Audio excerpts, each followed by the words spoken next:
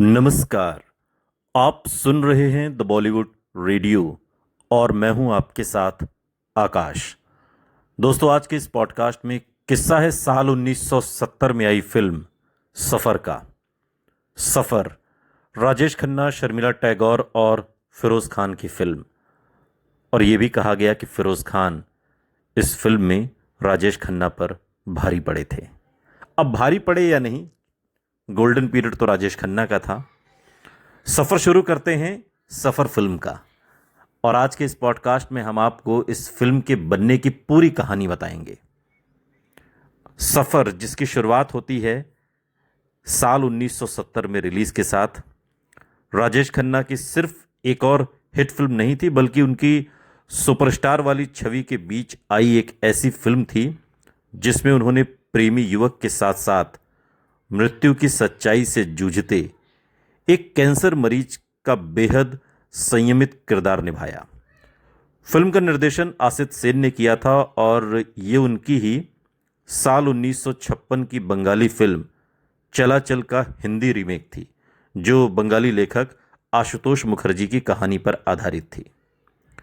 राजेश खन्ना की सफ़र की पूरी कहानी को अगर हम समझें तो ये प्यार, बीमारी, त्याग और मौत के बीच का एक ऐसा सफ़र है जिसने आनंद से पहले ही राजेश खन्ना को मरते हुए आदमी का किरदार दिया।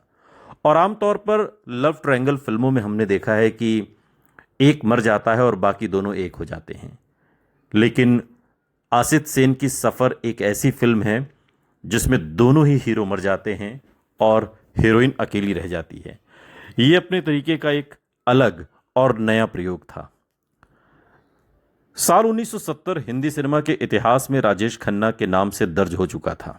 आराधना, दो रास्ते, बंधन, इत्तेफाक, डोली जैसी फिल्मों के बाद राजेश खन्ना सिर्फ सफल अभिनेता नहीं रह गए थे, बल्कि वो उस दौर के सबसे बड़े सुपरस्टार बन चुके थे। इसी समय उनकी एक ऐसी फिल्म आई जिसकी कहानी बाकी फिल्मों से बिल्कुल अलग थी। फिल्म का नाम हम आपको बता चुके हैं, सफर, जो 31 जुलाई साल 1970 को रिलीज हुई थी। इसमें राजेश खन्ना के साथ शर्मिला टैगोर, फिरोज खान और अशोक कुमार जैसे कलाकार थे। निर्देशक थे आसित सेन, निर्माता थे मुशीर रियाज की जोड़ी और कहानी थी बंगाली लेखक आशुतोष मुखर्जी की रचना पर आधारित। और ख़ास बात यह थी, जो हम आपको बता चुके हैं, कि 1956 में ही आसित सेन ने चला चल फिल्म बनाई थी और ये उसका रीमेक था। आसित सेन हिंदी सिनेमा में सिर्फ एक निर्देशक नहीं, बल्कि साहित्यिक और संवेदनशील कहानियों को पर्दे पर उतारने के लिए भी जाने जाते थे। उनकी फिल्मों में अक्सर ऐसी महिलाएं दिखाई देती थीं जो परिस्थितियों के बीच फंसकर भी अपनी जिंदगी का रास्ता तलाशती थीं। ममता, अनोखी रात, सफर और उनकी बंगाली फिल्मों को इसी दृष्टि से देखा जाता है। सफर में भी कहानी का जो वास्तविक केंद्र है वो सिर्फ राजेश खन्ना नहीं, बल्कि शर्मिला टैगोर का किरदार डॉक्टर नीला है। फिल्म की शुरुआत ही ऐसी जगह से होती है जहां दर्शक को तुरंत समझ में आ जाता है कि ये सामान्य प्रेम कहानी नहीं है। डॉक्टर नीला एक अनुभवी सर्जन बन चुकी हैं और ऑपरेशन थिएटर में एक मरीज को बचाने की पूरी कोशिश कर रही हैं। उन्हें मालूम है कि मरीज की हालत बेहद गंभीर है। वो अपनी पूरी क्षमता लगा देती हैं, लेकिन मरीज को बचा नहीं पाती। मरीज के परिवार का दुख और गुस्सा नीला के सामने फूट पड़ता है। यही घटना उसे अपने अतीत में ले जाती है और सारी कहानी फ्लैशबैक में होती है। अब हम उस समय में पहुंचते हैं जब नीला मेडिकल कॉलेज की छात्रा थी। वो प्रतिभाशाली, मेहनती और अपने भविष्य को लेकर बेहद गंभीर लड़की थी। उसी मेडिकल कॉलेज में उसकी मुलाकात अविनाश से होती है, जिसे राजेश खन्ना ने निभाया है, जिस किरदार को। अविनाश गरीब परिवार से आया हुआ युवक है। उसके पास पैसे नहीं हैं, लेकिन प्रतिभा और आत्मसम्मान की कोई कमी नहीं। वो पढ़ाई के साथ काम करता है और अपनी जिंदगी किसी तरीके से आगे बढ़ा रहा है। पहली मुलाकात में नीला और अविनाश के बीच कुछ गलतफहमियां होती हैं, लेकिन धीरे धीरे दोनों एक दूसरे को समझने लगते हैं। अविनाश के व्यक्तित्व में एक अजीब सी संजीदगी है। वो नीला को पसंद करता है, उसका सम्मान करता है, उसके प्रति आकर्षित भी है, लेकिन अपनी भावनाओं को खुलकर व्यक्त नहीं करता। नीला को धीरे धीरे महसूस होता है कि अविनाश की आंखों में उसके लिए कुछ खास है, लेकिन वो ये नहीं समझ पाती कि अविनाश प्यार की बात क्यों नहीं करता। अविनाश सिर्फ मेडिकल छात्र ही नहीं है, बल्कि एक कलाकार भी है। वो पेंटिंग करता है और एक दिन नीला को पता चलता है कि उसकी बनाई हुई कई तस्वीरों में वो खुद है, यानी कि नीला की ही तस्वीरें बनाई हैं। और ये बात नीला के मन में अविनाश के लिए और भी गहरा भाव पैदा करती है। वो समझ जाती है कि जिस आदमी ने कभी उससे प्यार का इजहार नहीं किया, वो शायद अपनी पेंटिंग्स के जरिए वो सब कह चुका है जो शब्दों में कहने की हिम्मत उसके पास नहीं थी। लेकिन अविनाश फिर भी शादी की बात नहीं करता। नीला और उसके आसपास के लोग यही सोचते हैं कि शायद उसकी गरीबी उसे पीछे रोक रही है। उन्हें लगता है कि अविनाश नीला को अपने जीवन में इसलिए नहीं लाना चाहता क्योंकि वो उसे वो जिंदगी नहीं दे सकता जिसकी वो हकदार है। लेकिन असली वजह कहीं ज्यादा दर्दनाक है। अविनाश जानता है कि वो गंभीर रूप से बीमार है, उसे ब्लड कैंसर है और उसे मालूम है कि उसके पास जिंदगी के बहुत ज्यादा दिन नहीं बचे। यही वो रहस्य है जिसे वो नीला से छिपाए रहता है। अविनाश सोचता है कि अगर वो नीला से शादी करता है तो वो उसे थोड़े समय के बाद विधवा बनाकर छोड़ देगा। इसलिए वो प्रेम करता हुआ भी प्रेम से पीछे हटता है। यही सफर की त्रासदी का सबसे मजबूत हिस्सा है। अविनाश नीला को पाना चाहता है, लेकिन उससे भी ज्यादा चाहता है कि नीला उसके बाद भी जिंदगी जी सके। एक सीन में अविनाश डॉक्टर चंद्रा से अपनी बीमारी और जीवन की अवधि को लेकर सवाल करता है कि मेरे पास अब कितने दिन बचे हैं। डॉक्टर चंद्रा की भूमिका अशोक कुमार ने निभाई है। डॉक्टर उसके सवाल का सीधा जवाब नहीं दे पाते। 1 घंटे की रेत वाली घड़ी के जरिए वो संकेत करते हैं कि समय बहुत कम बचा है। यह सीन फिल्म के उन शांत और प्रभावशाली सीन्स में से है जहां डायलॉग कम और प्रतीक ज्यादा बोल रहा है।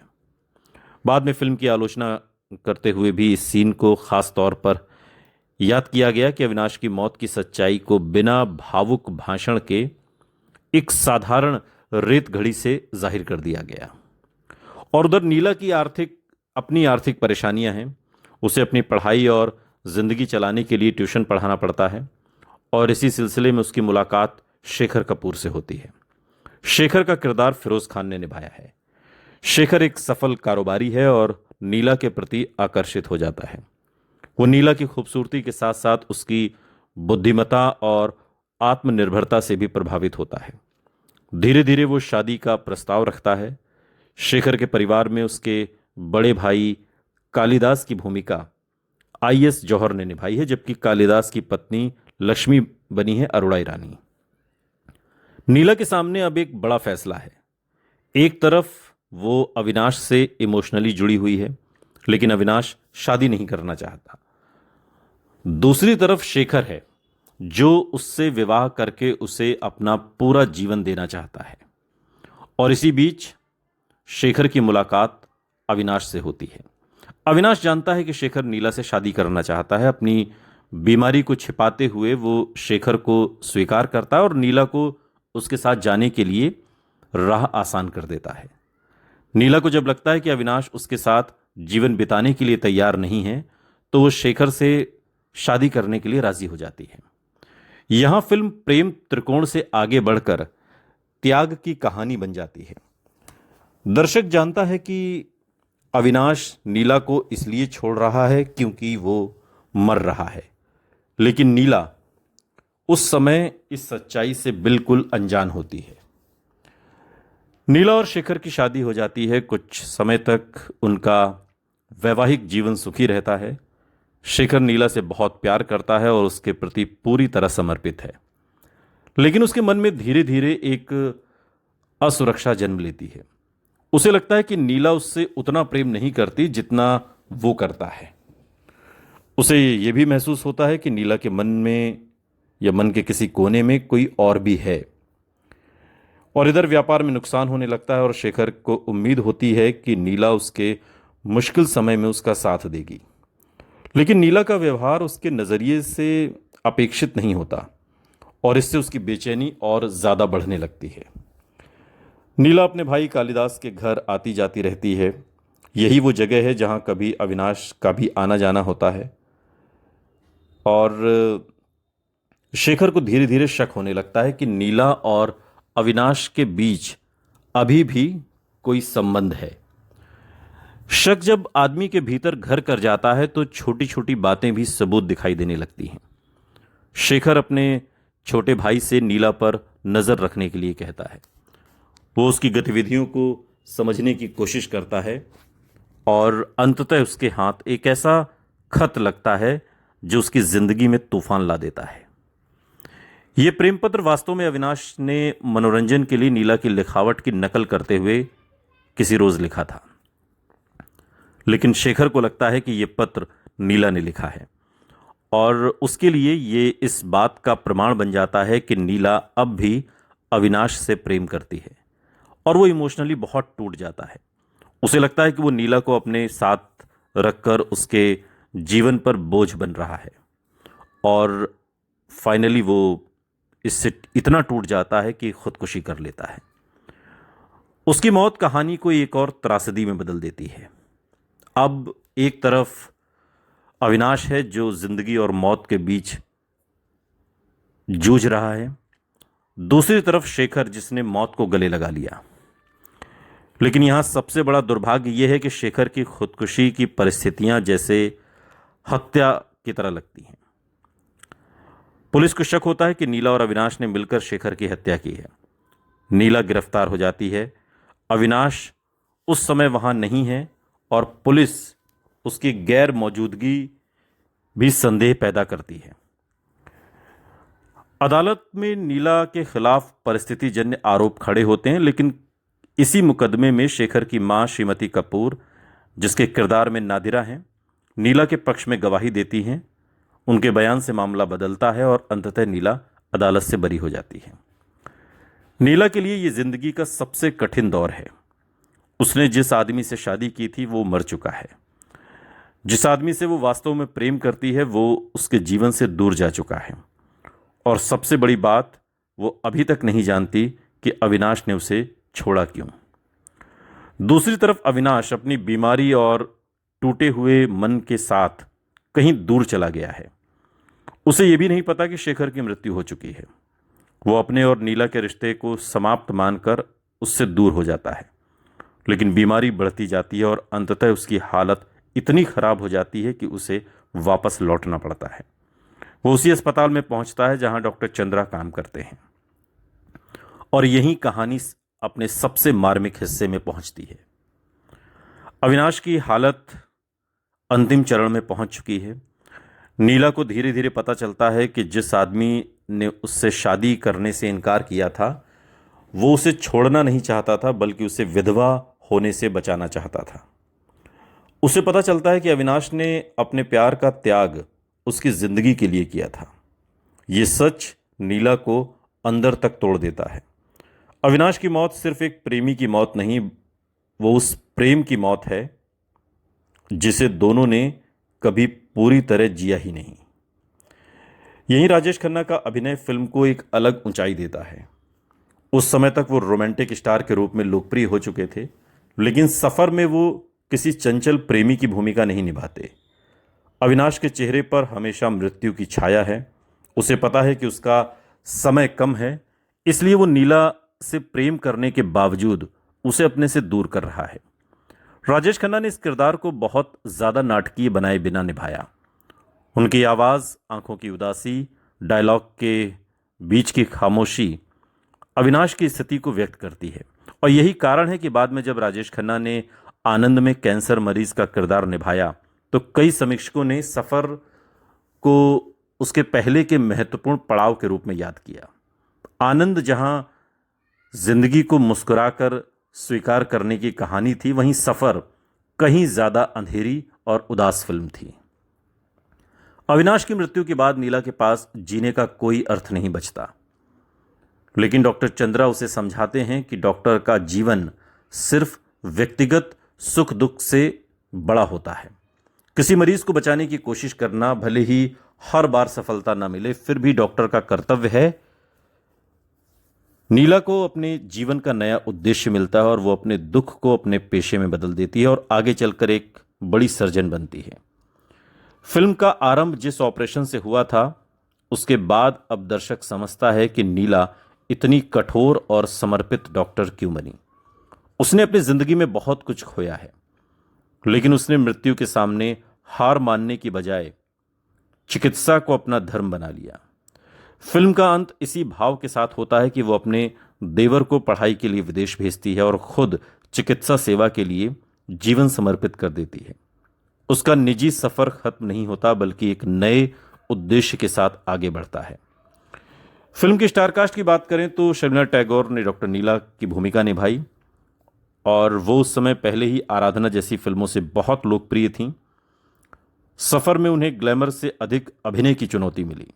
नीला एक ऐसी महिला का किरदार है जो पहले मेडिकल छात्र है, फिर पत्नी बनती है और फिर अपराध के आरोप झेलती है और अंततः एक सफल सर्जन भी बनती है। और इस पूरे भावनात्मक सफर को शर्मिला टैगोर ने बेहद संयम से निभाया और उन्हें इस फिल्म के लिए फिल्म फेयर में सर्वश्रेष्ठ अभिनेत्री के पुरस्कार का नॉमिनेशन भी मिला था। राजेश खन्ना ने अविनाश का किरदार निभाया और यही फिल्म का सबसे यादगार चरित्र बन गया। उस समय अपने सुपरस्टारडम के दौर में राजेश खन्ना थे और सफर 1970 में उनकी लगातार सफल फिल्मों की श्रृंखला का हिस्सा थी। फिरोज खान ने शेखर कपूर की भूमिका निभाई। शेखर कोई खलनायक नहीं है, वो एक ऐसा आदमी है जो अपनी पत्नी से बहुत प्रेम करता है, लेकिन उसके भीतर की असुरक्षा और परिस्थितियां उसे गलत निष्कर्षों तक पहुंचा देती हैं और इसलिए उसकी मौत दर्शक को सिर्फ घटना नहीं लगती, बल्कि एक त्रासदी लगती है। अशोक कुमार ने डॉक्टर चंद्रा के रूप में फिल्म को स्थिरता दी और उनके किरदार के जरिए फिल्म डॉक्टर और मरीज के रिश्ते को भी समझाती है। आईएस जौहर और अरोड़ा ईरानी ने कालिदास और लक्ष्मी की भूमिका निभाई, जबकि नादिरा ने श्रीमती कपूर का किरदार। फिल्म में मास्टर सचिन, इफ्तिखार, बीरबल और बाकी कलाकार भी हैं। और अगर इस फिल्म के संगीत की बात करें तो सफ़र का संगीत कल्याण जी आनंद जी ने दिया, गीत इंदिवर ने लिखे और फिल्म का साउंड ट्रैक में संख्या बहुत बड़ी नहीं थी, लेकिन 5 गीत जो थे वो एक से बढ़कर एक थे। मसलन जो तुमको हो पसंद वही बात कहेंगे, नदिया चले चले रे धारा, या हम थे जिनके सहारे, जीवन से भरी तेरी आंखें, सब बहुत मशहूर गीत हैं और ये सब इस फिल्म की जान बने। और अगर ये फिल्म याद की जाती है तो इसलिए याद की जाती है क्योंकि ये फिल्म जितनी बेहतरीन बनकर सामने आई वो अपनी कहानी की बदौलत थी और कहानी से ज़्यादा दिलचस्प इस फिल्म के गीत रहे और गीत से बेहतर संगीत, और इन सब ने मिलाकर सफ़र को एक ऐसा सफ़र बना दिया जो आज 5 दशक बीतने के बाद भी हमारे जहन में ज़िंदा है। आपको, अगर आपने ये फिल्म देखी हो तो आपको कौन सा गीत सबसे ज़्यादा पसंद आया, हमें कमेंट बॉक्स में ज़रूर बताइएगा। लेकिन अगर आप हमसे हमारी पसंद जानना चाहते हैं तो जो तुमको हो पसंद वही बात कहेंगे। सुनते रहिए द बॉलीवुड रेडियो, सुनता है सारा इंडिया।